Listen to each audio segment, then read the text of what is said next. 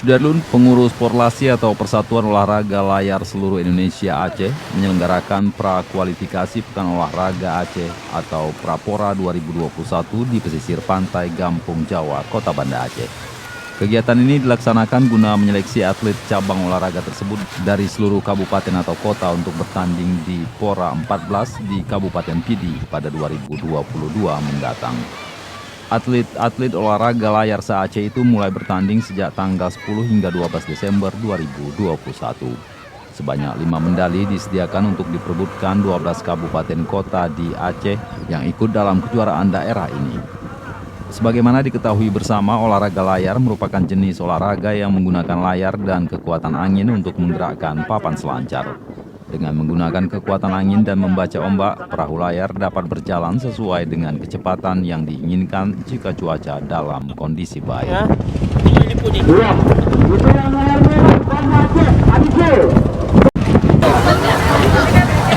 Saya akan mengumumkan siapakah yang berhak keluar satu jatuh ke mana.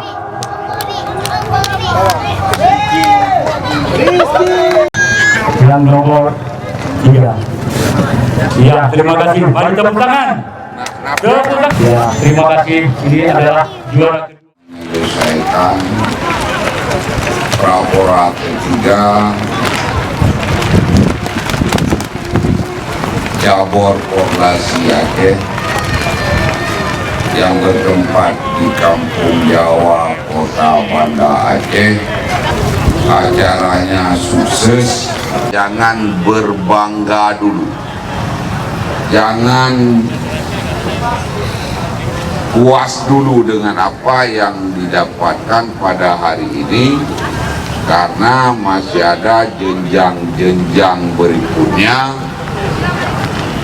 yaitu Pora nanti di dia. Kalau juara di Prapora hari ini tidak dapat dipertahankan, tentu nanti akan direbut oleh yang nomor 4, nomor 5, nomor 6, nomor 7, tambah 2 rumah satu lagi mungkin yang nomor 8. Sebenarnya nggak ada nomor. Dari Banda Aceh, Hendri, Serambion TV.